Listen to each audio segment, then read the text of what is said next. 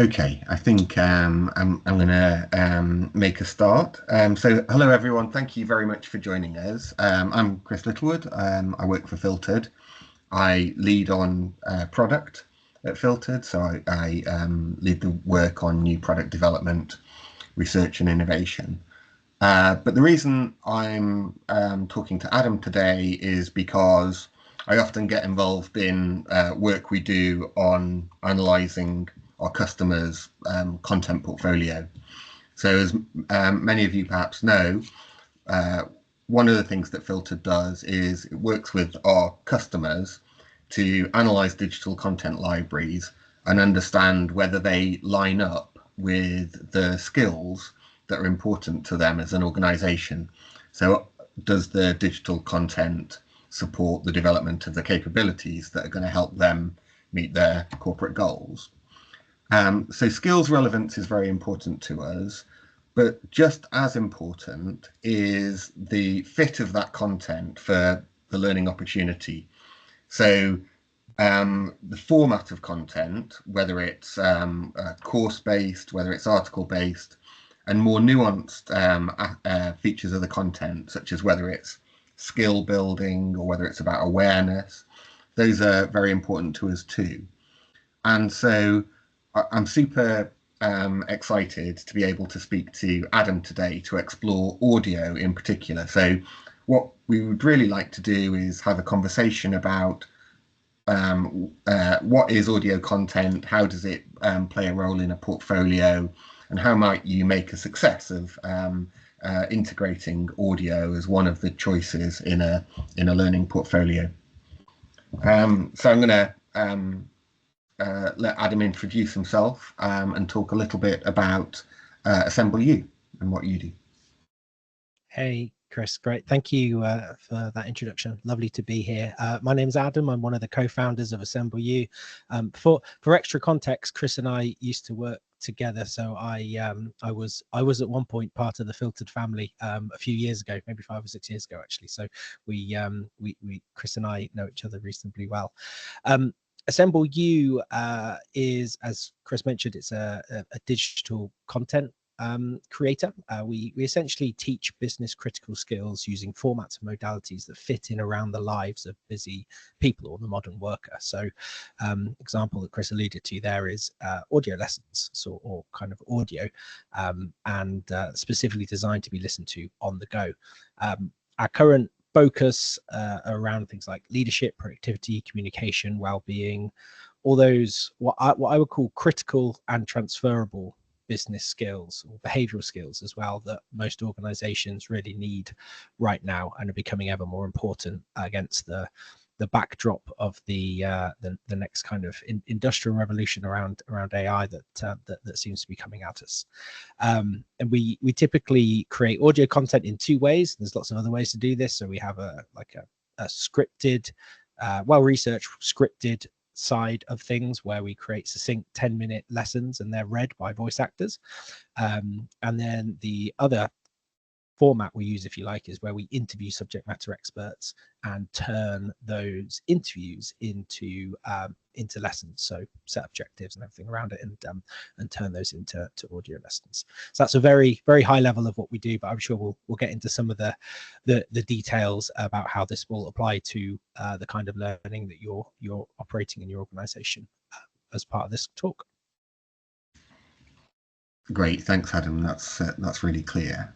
And what was it that led to you founding this business in the first place? What motivated you to connect learning and podcasts? Yeah, it was an observation. So as someone who'd been working in the online learning industry for, I don't know, like 10 years by the time we started Assemble U, and I reckon there's a lot of people on this webinar or watching this webinar who can relate to this. Like, us people in learning and development are often the worst at doing our own learning and development. You know, we don't always practice what we preach. And I found time and time again, there's so much stuff I wanted to learn more about, explore about, but life kept getting in the way. And so what I ended up doing was turning to podcasts and audiobooks. Why? Because I could listen to them in the car. I could listen to them when I was out on a walk. On the rare occasion I made it to the gym, I could put one on. And actually, I found the convenience of the modality so powerful that that it did get me thinking. I was like, why is there not more of this in the corporate learning and development space? Why are there not more companies giving audio lessons out as a way to as a way to help their learners utilize and leverage the many hours of dead time that we have in a week? We looked into it. I mean, love podcasts, but they're long, full of adverts a lot of the time, often have different aims. We looked at things like audiobooks, again, can be very long. Audio summaries, great, but they just maybe want to listen to a book. There wasn't anything we could find out there that was sort of specifically designed for quick and effective transfer of knowledge with learning principles wrapped around them, and also designed to be listened to on the go, i.e. to be much more convenient for us. And so that's kind of where the idea came from. And we knew a lot of people in the industry, so we tested the idea before we tested the concept on people before we kind of made the first product as well. So we got feedback as before we started creating. I really like that the founding insight was that sort of feel of fit with audio, with your life, and the way that you wanted to learn. Because I feel like I feel that too. I think there's the sort of practical aspect of that audio is great. When you're it's compatible with other activities, and I think we'll talk a little bit more about the ways in which that's true later. But I also think, just in terms of the feel of audio learning, it's a nice fit with the way I want to learn, because I think it's sort of quite a human pace listening to audio. If I do an online course, which I do frequently, then that does feel rewarding, but quite a sort of pressured activity. I want to sort of make progress, and I even to the point of like watching videos on 1.5 speed, whereas I'm never tempted to do that with audio, and I like it. Sort of makes it an enjoyable way of learning for me. Okay, just to sort of kick off the discussion, I wanted to share a few of my own thoughts, and then hopefully get a bit more of a deeper insight from Adam. So I'm just going to share my screen. Can people see a slide? Yeah, I can see it, if that helps. Great. Okay. So we're not going to use tons of slides, but we just wanted to illustrate a couple of things with a couple of charts. So I suppose the first observation is that compared to other formats, audio has exploded. And so this is a chart that Adam shared with me, and it's showing the proportion of the US population that have listened to a podcast at all. Have they ever engaged with podcast learning? And then the subsequent one shows the proportion that's listened in the last month. And so you can see this rapid and continuing growth of the proportion of the population that are adopting audio as audio podcasts as a way of audio podcasts in general, I guess. And then I think there's been a parallel explosion in audio books. So those I was researching some of the figures. Those have grown to something like 10% of the market very rapidly. And so compared to other formats, video, etc., then there's been this recent explosion, and we'll dive into some of the reasons for that recently. But the reason I wanted to highlight this is because I think there's a mismatch between that enthusiasm for audio that we see amongst consumers and what big companies and big organizations are providing for their learners. So what this is showing, this is based on our own data at Filtered. So what it's showing is across all of our customers, there are something like 80 million learning assets. And what this is showing is the proportion of those assets that are in these different formats or modalities. We've simplified things a little bit, categorizing things up. But the key point is that although, as I mentioned, books are now 10% of the book market is now audio, then in terms of learning provision in big corporates, it's just 2% of the portfolio. So there seems to be an imbalance there, and that's something we wanted to explore. Adam, I know that you've asked some questions about this. I just wanted to hand over to you to talk through this this slide about the sort of provision of learning. Yeah, exactly that. So a bit of a funny story, I guess. So after we started and launched Assemble You and started getting some traction, we thought, you know what, we should really check and get some data that kind of backs up what we're doing.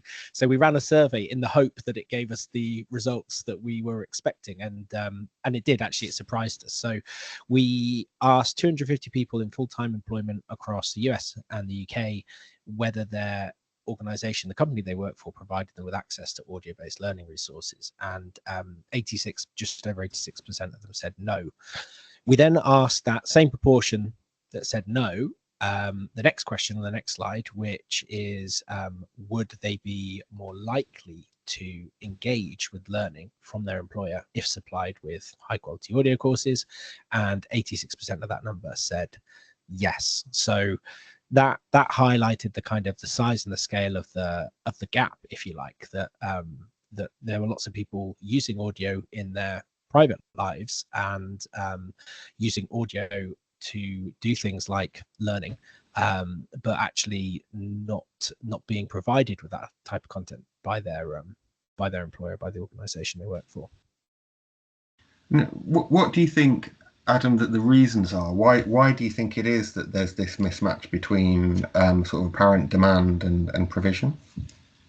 I've got a few theories. I don't know if I've got any concrete kind of evidence or answers, but from a lot of the conversations we've had over the last couple of years, there's a few things that jumped out. So one is a bit of an obsession with video, and kind of almost like a need to have video, and I think that comes from a lot of the again kind of consumer-led habits over the last 30, 40 plus years, and people associating a premium with that, and actually providers being able to charge more of a premium if there's high quality video as well.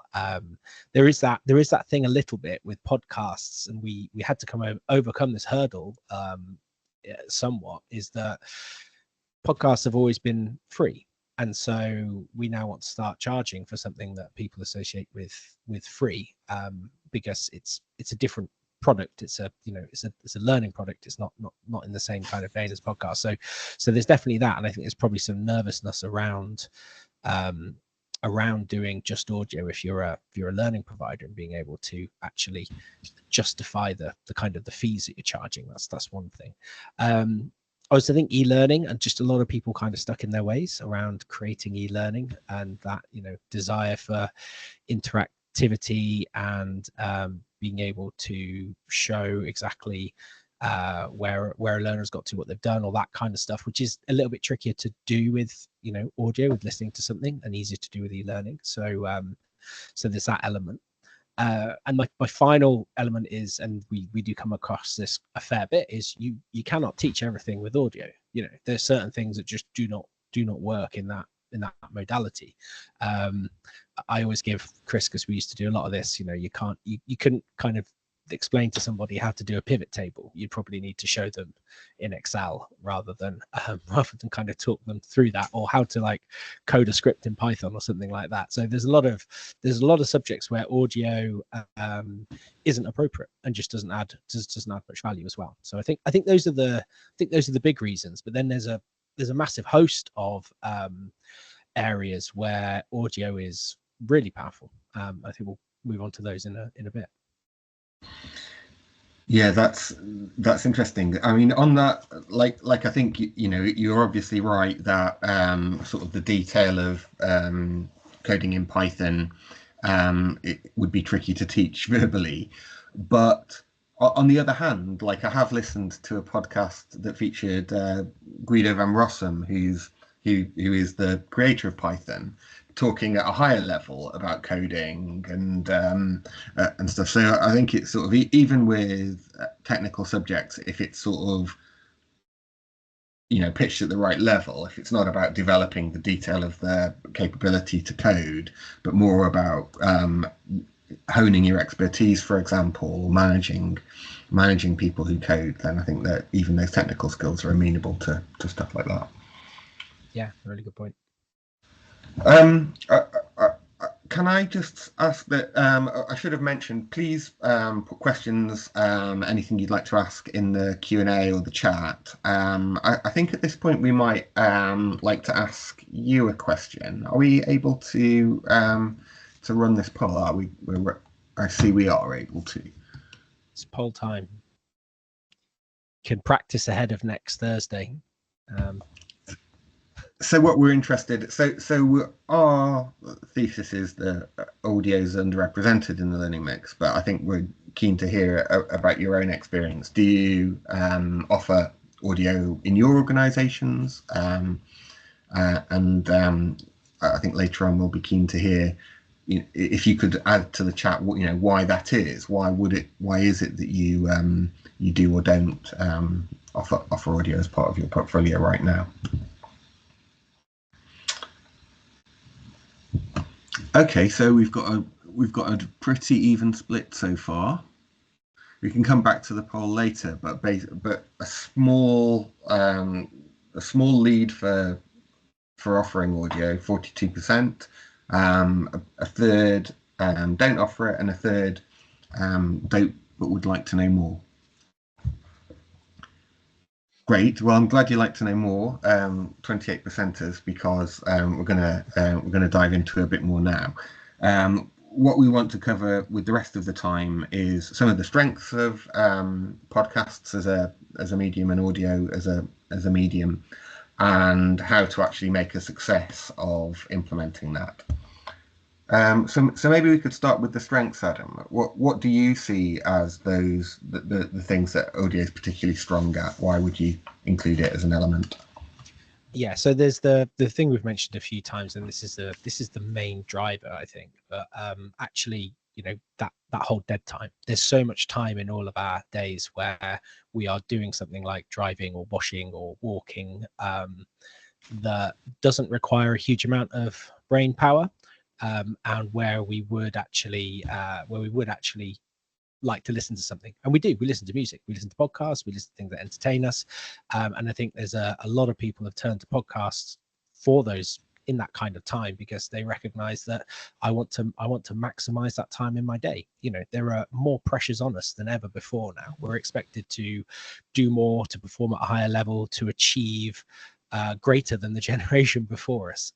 Yet we have the same amount of time in our day as everyone did 30, 40 years ago. And so actually what we're all being asked to do constantly is we're all being squeezed on time. And I think that's one of the things that audio really helps unlock is that thing. Also, I think there are certain scenarios where audio just works really well, and you could probably say the same about video and various other things, and audio in particular. And I like to tell this story of my father-in-law, Trev, who was in the 1990s was a regional manager of a retailer, and so he used to do a lot of traveling. He was up in Manchester or in Wales visiting all these different stores, and everyone else, all the other regional managers were as well. They had them all over the country. And what the company used to do was every week they had to get loads of information to these regional managers, trading updates, promotions, offers, what was happening in the company, what various things they were doing, because so they could pass them down to their managers and on, etc. These guys, and it was mostly guys, to be honest with you, were spending, I don't know, 20 plus hours a week in the car. That's how much travel they were doing all over the place. And so they knew if they sent them something to read, like a nicely bound folder each week with information, they wouldn't get to it. So what they did is they recorded the information, they put it on a cassette, and they posted them the cassette. And every week at the beginning of the week, the cassette went in, and the regional managers would listen to all their updates on the way to their first meeting. And by the time they got there, they'd have all that information ready to go. So I think there's there are loads of examples like that in business. Like we're talking to organizations that go out and do meter readings at the moment, because actually they've got people in cars constantly, or vans constantly, all over the country, and to take them out of their vans and put them in a training center for a day or bring them into the office for the day is hugely expensive, and like a logistical nightmare. And so they want things that they can deliver quickly and efficiently to those kind of users. And I think the great thing is that technology is now enabling that. So smartphones, the whole like podcast networking system kind of enables that to happen, because we'll talk about this in a bit more detail later maybe, but you can do private podcasts now, not just kind of public podcasts, and so you can actually leverage the power of the podcast networks to make learning simpler for your end users. Yeah, that's interesting, Adam, that last point in particular. So Olivia's asked in the chat about saying that subject matter experts are sometimes not confident enough to sort of produce podcasts because they don't want to be held account for the material. I suppose that private podcast might be part of the answer.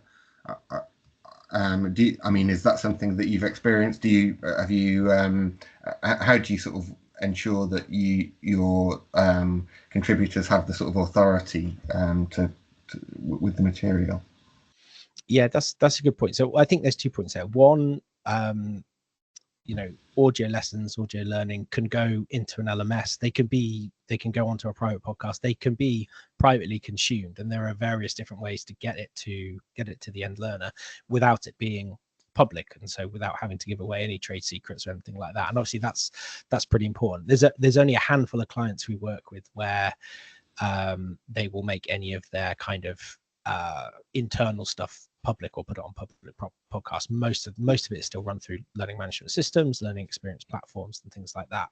But yeah, in terms of like subject matter expertise, there's a mix of things there. It's be the same if you're recording a video. It's about getting the kind of the right person with the right kind of background, but really if you're doing a podcast and you're interviewing that person, it's actually more about the interviewer. Can the interviewer draw that right information out of that subject matter expert?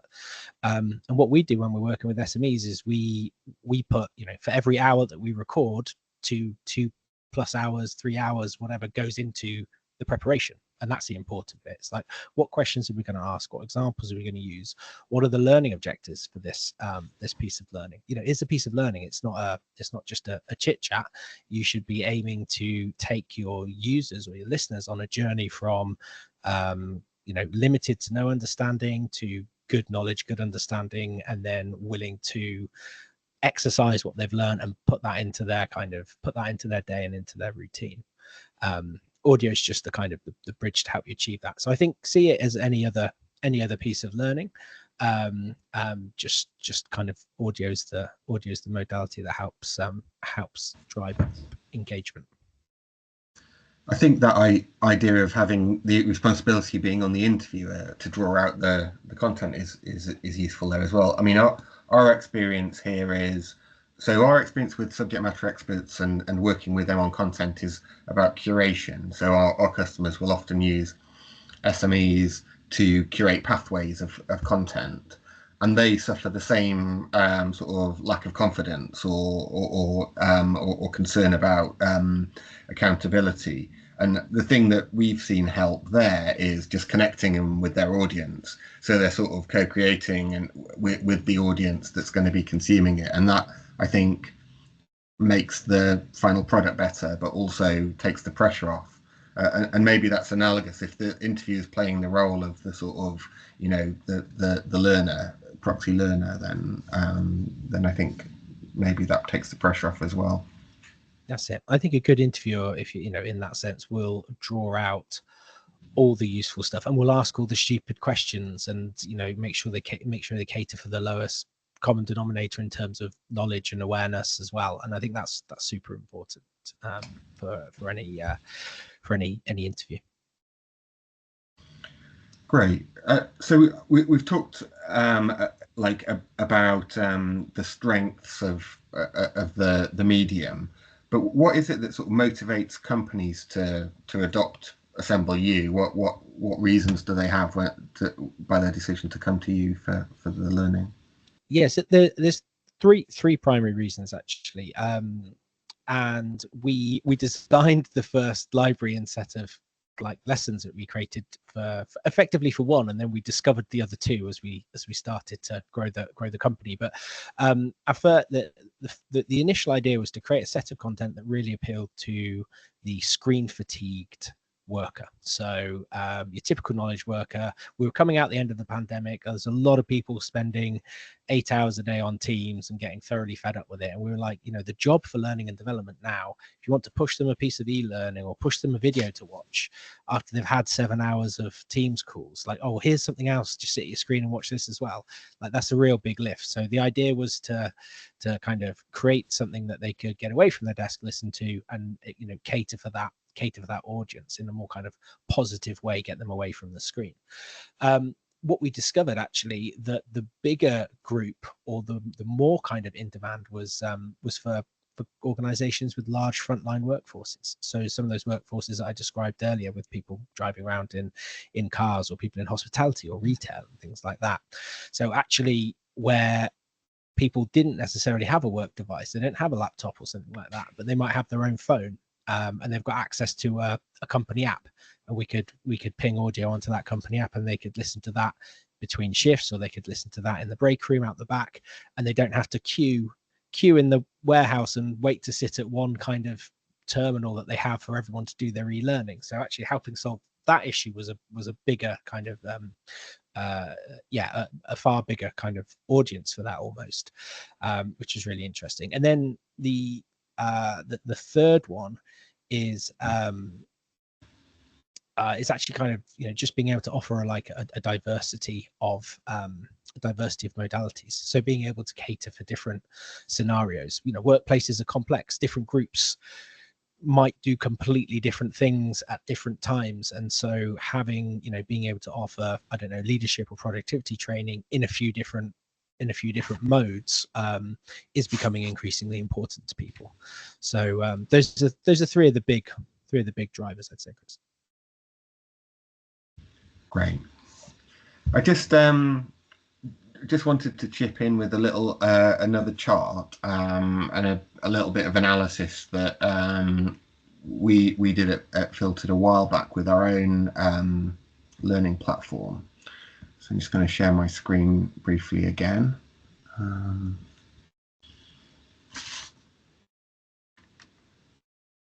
So what?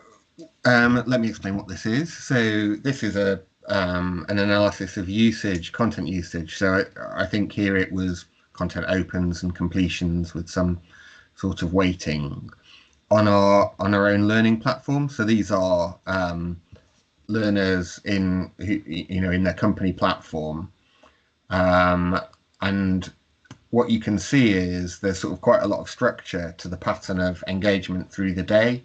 And we were really interested in this. We didn't sort of plan to be able to extract this sort of insight when we set up our reporting, but it sort of fell out of the data, and it turned out to be really useful for L&D teams sort of planning tactics in terms of how what are the learning opportunities during the day that they could be supporting for their learners.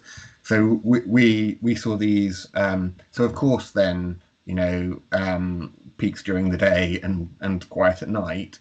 But you can see there is sort of structure to the daytime, and then in particular, we saw peaks at commute time. So this was pre-COVID. So most people would be on a train or in a car, some sort of public transport, and then in the evening later.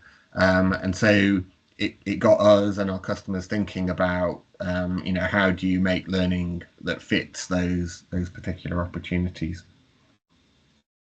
Yeah, I love that chart. And also, I think there's a spike around lunch there as well, isn't there? It shoots up at 1 o'clock to 2, which I think is a lot of people utilizing their lunch breaks and periods like that during the day to get some content into them whilst they're refueling or kind of taking a short break. Yeah, that's right. Yeah, we and then that became reinforced with some customers. So they would do sort of a playlist focused on a particular topic, designed to be a discussion point at a lunch, a lunchtime group of like-minded learners.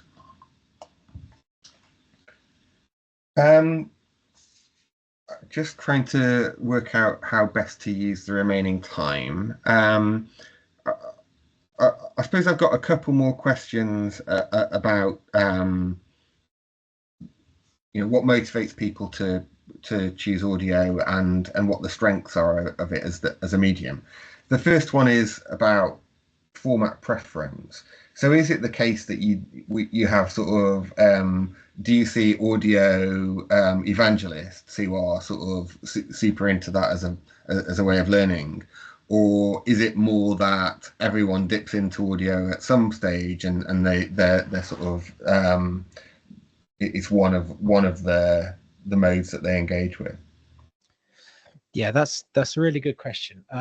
So I think like any content deployment, when you like launch content into a business, into an organization, there are always a few very hardcore few that will listen to everything, consume everything, and really love it. And I think the modality has definitely helped for that. Having said that, you could probably send those guys videos or e-learning courses, and they do all of those as well. I think it's kind of that kind of learning culture bit almost. So I think there's definitely something around audio suiting particular occasions. I think audio kind of unlocks that ability to learn in a time that you otherwise wouldn't be able to. So yes. But on the flip side, we have lots of people coming up to us at trade shows who absolutely love podcasts, or who just have never listened to a podcast and don't think they ever will, type thing. So yeah, I definitely think there's a kind of there's a mix, and that graph we showed at the beginning with the growth is really interesting, because I think more people are kind of streaming into the pro podcast, pro audio side of things, who maybe weren't there before. And don't forget, like, audio learning has been around for a while, so if we look at other adjacent industries like language learning, the idea of an audio course has been around for ages in language learning, just not kind of taken off within corporate L&D and the kind of kind of lessons that we're all working on now. So be it leadership, productivity, all that kind of stuff. Great. And so thinking again about the strengths and the sorts of learning it's relevant to. So you've talked a little bit about not relevant to super technical skills, but what are the positives there? What is the sort of real sweet spot in terms of the sorts of learning it's relevant to? Yeah, I think any subject that encourages introspection and reflection. So audio can spark ideas that takes your mind off in lots of different directions. We've also discovered from working with a few clients that it works really well for certain sensitive topics, where someone maybe isn't comfortable doing a group session or discussing something in person without first understanding more, and maybe they don't want to be sat at their desk with that plastered all over their screen either. If they can stick their headphones on, they can understand something about a bit more about what they don't understand something, a topic they don't know much about, before then going into a more kind of group environment. That can be very, very positive as well. In fact, Spotify did a survey a couple of years ago that we like, that revealed 40% of millennials and Gen Zs rank their trust in podcasts higher than their average trust in traditional media sources. So that kind of people I guess form more attachments with the podcasters and the people they're listening to than some of the other traditional media sources they've been listening to. So yeah, definitely any of those kind of subjects. And then yeah, I think you can then stretch out into all sorts of things, like we was talking about my father-in-law earlier. So just like awareness and updates, a very basic level, that is all training or dissemination of information. That kind of stuff can be very effective through audio. Our most popular content at the moment is all around leadership, productivity, mental health, and well-being. Those are our kind of three biggest categories, I would say, in terms of what people are listening to when they sign up to Assemble You. But yeah, no, we're increasingly seeing it used in a variety of ways, which is really exciting. And I think the other thing is, it doesn't have to be exclusive to other formats. So when we deploy one of our audio lessons, it actually comes with a summative key point infographic, which is obviously a visual. It comes with a few test questions if you have them in SCORM format, so we can SCORM wrap them. It comes with a transcript and some reflection points, so you can take what you've listened to offline and then start to actually put what you've listened to into action. So again, these things don't have to be mutually exclusive either. I think you can mix the modalities quite easily and nicely and effectively. Brilliant. The last question from me, because I want to make room for a couple that are coming in the chat. What about actually sort of implementing audio? How do you get that to work, or how do your customers get that to work? What are your tips and tactics? Yeah, so this is actually the most important thing. Like, we've talked about how audio is easy, and it's quick, and it can fit in around your kind of time in your day. But if it takes 10 clicks on an LMS to get to there, then you're not gonna get people using it. So think about that end learner experience massively. Technology is so important, and there's a few big tips here. One, if you're launching this via a learning system or an LXP or something like that, do you have an app? Is it really quick and easy for a learner to open it up and find what they're doing? Is the stuff well tagged? Can they search for things? Can they get to the information they need to quickly? All those basics that you'd apply to any piece of learning, very important for audio. But then stupid things like when you press play and you lock your screen on your phone or your app or your mobile browser, does the audio keep playing? Because if it doesn't, then you've lost the benefit of it right there, because people aren't going to then listen to it in the car or when they're out walking. They're not going to walk around kind of tapping the screen to keep refreshing it. It was the YouTube app problem that YouTube had until they fixed that recently. So yeah, test things like that. I would really recommend looking at things like private podcasts as a route to push things out quickly, because once people have added a private podcast to their phone, every time you release a new audio lesson, it works in the same way as a regular podcast. So it will ping up on their Apple Podcast feed, and it will say you've got a new lesson to listen to. It's New Track Monday. Have a listen to this. And some of the most successful deployments we've done have been where we have only made, 30 or 50 of our lessons available in a podcasting app, and then we schedule one to go out every single week. So you're then helping your learners build that habit. They get their Rest is Politics podcast every Tuesday, and they get their kind of short lesson from you every Monday, and it pops up in their feed, and they know they can listen to it on their way to work. And that really helps. That consistency and kind of those nudges really help enable learning and just keep it top of mind for people. So yeah, think carefully about how you're going to deploy it. I think that's one of the most important things you can do.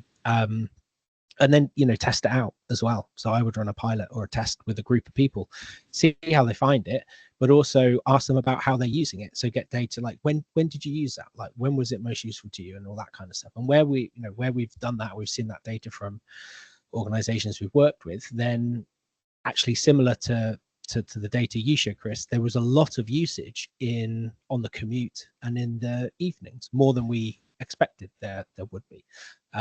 So yeah, that kind of stuff is fascinating. Grand. Thank you, Adam. That's super interesting and super useful. I just want to pick out a couple of these questions from the chat, and please, anyone else who's interested in asking one, far away. So there's a question first of all from Carl about in your stuff, Adam. What's the balance between spoken and sound effects? Oh yeah, really good, really good. So, really good question. We predominantly use spoken. Where we use things like sound effects is more to give a mental break to the listener. So if you think about listening to I don't know, a long piece of learning or something like that, if you've made a really important point and you want that learner to absorb that, think about it, process it, they need 10 seconds, 15 seconds or something to do that before you're on to your next point. So we tend to use things like pauses and sound effects to actually break up major points within the learning from like a learning design point of view. So we don't use a lot of sound effects. Not like my kids have got Yoto players, and or we've got a Yoto player in the kids' books, and it's Imelda Staunton reading out Monkey Puzzle or something, and there's loads of like jungle sounds going on in the background. We don't do any of that because I feel like in the adult learning kind of space, although yes, that would add a lot of production quality, it's almost a bit unnecessary and kind of detracts from the main message. Whereas if you're doing a kid's book, yeah, you want jungle sounds going off in the background if you're talking about jungle. So yeah, we use them. We use kind of musical interludes, sounds and stuff like that, but for the purpose of kind of breaking up the piece so that it's easier to digest for the listener. Great. And then what about use of AI voices? Obviously, it would be possible now to generate. What do you think about that versus humans? This is a question from Emma. They're getting really good, aren't they? That's the thing. So they are like a few years ago, we looked into them actually, and we were just like, oh no, too robotic. They're sounding really, really good now. I'm a big fan of technological development. We don't use any AI voices yet. In fact, we're kind of going in the opposite direction. We're going a lot more human. We're kind of pushing against it. But the example that I talked about earlier, Trev and his cassette tape, right? That cassette tape, someone would have to have sat in head office and recorded that on a cassette tape, and then recorded that multiple times onto multiple cassettes and put it in envelopes. So, like, imagine like the work involved in that now. Imagine if you need to just like disseminate a bulletin every Monday morning, and it needs to go through a private podcast, and it's just information that people need to know.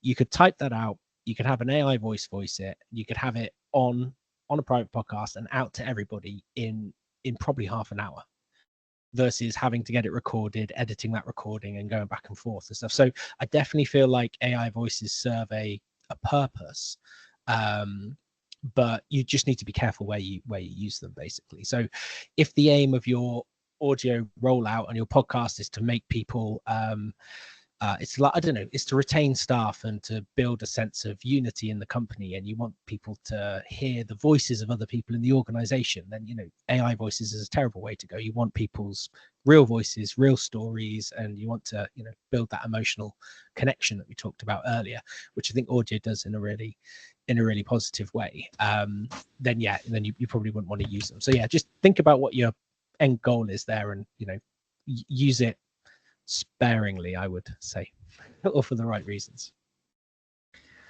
Great. Yeah. I mean, Emma asks if there's any research on user preference. I don't know if you know about that. But before while you think about whether there's anything, then Carl makes a point about other languages, which that's something that we've seen with our customers. So not particularly with audio, with content in general, then using automatic translation as a way of making their content offering multilingual. Because I was sort of skeptical that would be acceptable to customers when I first came across it, that would be a good solution. But I think what it does do is it means you can very quickly offer the same base content to all of your people with auto translation of content. we've experimented a lot with translation. We get asked about it a lot. We've experimented with various AI tools, voice tools as well. And yeah, it's still not at the quality that we want it to be at, but I feel like it's going to be there pretty soon. So yeah, I'm hopeful it will. I'm hopeful it will get there. And then in terms of preferences, do you mean like preferences in terms of like modalities, so audio versus video versus reading something, or is in like Sorry, no, I just reading? meant on the, sorry, yeah, the AI versus human voice Oh, got you. debate. Yeah. I think yeah, every time I have a conversation about it, there's a preference towards human voice, which is one of the big reasons we've primarily kind of stuck with that. Also, actually, don't underestimate the power of accents as well. It makes an enormous difference. So when we launched, we split down the middle the number of courses we did in North American accent. We had this really nice Canadian voiceover artist who was super clear and, you know, very kind of like East Coast, easy to listen to, understand. And then we had some UK voiceover artists, and we got so much pushback from UK customers about having a North American voice that we ended up just basically changing all of them to be a UK voice.